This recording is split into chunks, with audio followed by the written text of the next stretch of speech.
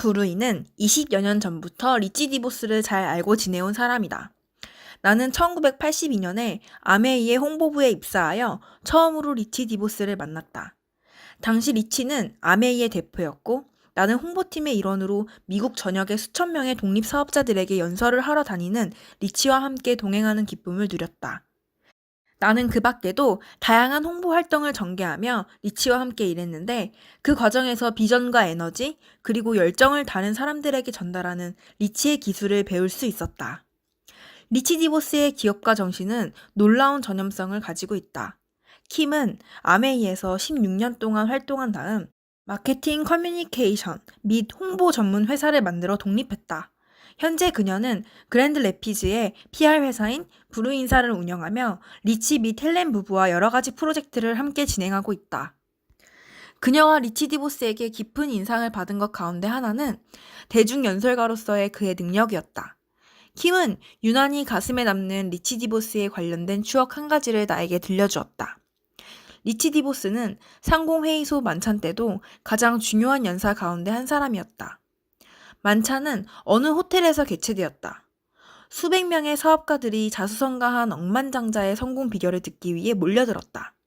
나는 아메이의 몇몇 다른 임원들과 함께 헬리콥터 편으로 행사장에 도착했다. 우리 헬기가 호텔에 도착할 무렵에도 리치 디보스는 너무나도 느긋하고 여유로운 모습이었다. 대중 연설을 앞둔 초조함이나 흥분 등은 찾아볼 길이 없었다. 헬리콥터가 착륙하기 직전 그는 외투 주머니에서 종이 한 장을 꺼냈다. 편지 봉투 뒷면에다 논점 몇 가지를 간단하게 적어놓은 것이 전부였다. 리치는 그것을 한번 흘낏 살펴보더니 다시 주머니에 집어넣었다. 리치 디보스는 연설을 할 때 원고를 읽거나 미리 정해둔 개요를 참고하는 법이 없었다. 편지 봉투 뒷면에 혹은 꼬깃꼬깃 접힌 종이 조각 한 장에 손으로 몇 가지 논점을 적어놓은 것이 내가 본 리치의 강연 원고의 전부였다. 리치는 1950년대에 뉴트리라이트의 비타민 디스트리뷰터들을 상대로 처음 강연할 때부터 줄곧 그런 식이었다고 한다. 대중연설을 통해 사람들에게는 동기를 불어넣는 그의 능력은 그보다 더 일찍, 그러니까 감동적인 연설로 고등학교 회장에 선출된 시절로까지 거슬러 올라간다. 그의 연설 구조는 아주 간단하다. 중요한 논점 3가지와 인상적인 사례를 몇 가지 적고 그리고 결론이다. 연설 제목 역시 아주 간단해서 노력할 것인가, 눈물 흘릴 것인가, 태도 행동, 그리고 분위기 등이다. 그는 자신의 연설이 언제나 제목만 다를 뿐 똑같은 내용이라고 농담을 한 적이 있는데 이는 그의 연설 주제가 언제나 똑같기 때문이다. 사람들에게 동기를 부여하고 최선을 다하라고 격려하는 것이 바로 그것이다. 리치 디보스가 대중 앞에 서기 전에는 어김없이 그의 인상적인 업적과 직함을 길게 나열하는 소개 순서가 끼어든다. 그러나 대중 앞에 서서 박수 소리가 잦아들기를 기다리는 동안 그의 얼굴에는 자신의 놀라운 성공을 자랑스러워하는 기색을 전혀 찾아볼 수가 없다.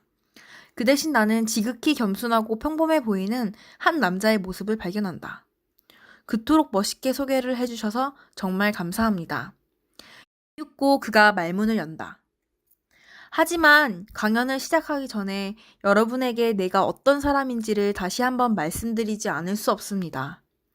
나는 은총으로부터 구원을 받은 죄인입니다. 그는 오른쪽과 왼쪽을 번갈아 보며 만찬장 전체를 둘러본다. 그런 다음 미소 띤 얼굴로 농담을 한마디 던진다. 지금까지 고무오리 순회 연설은 많이 해보았습니다. 고무목 순회 연설은 이번이 처음이로군요. 고무오리 순회 연설, 즉 러버치킨 컬큐어트는 선거를 앞둔 정치인이 유세를 하느라 하루 저녁에도 몇 건씩 만찬장을 돌아다니는 것을 의미한다.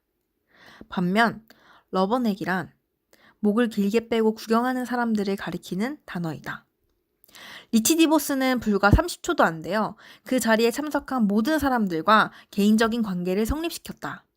모든 청중들은 리치가 더없이 겸손하고 담백한 유머 감각을 갖춘 인물임을 알게 되는 것이다. 다음 순간부터 청중들은 자신이 지구상에서 가장 큰 성공을 거둔 사람, 포브스가 선정한 미국의 400대 갑부 가운데 한 사람의 이야기를 듣고 있다는 사실을 까맣게 잊어버린다.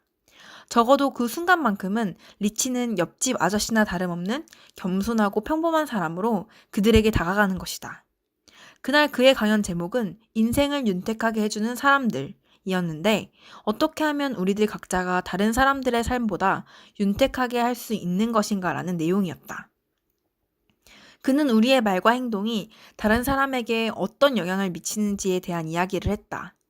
남의 꿈을 훔치는 사람, 남들이 자신의 꿈을 더욱 충실히 추구할 수 있도록 자극하고 격려하는 사람들에 대한 이야기도 있었다. 자기 자신의 성공과 실패에 대한 이야기도 들려주었다. 마지막으로 그의 연설은 결손가정 출신의 한 문제 학생에게 용기를 주어 끝내 의사로 성공하게 만든 한 교사의 이야기로 마무리였다.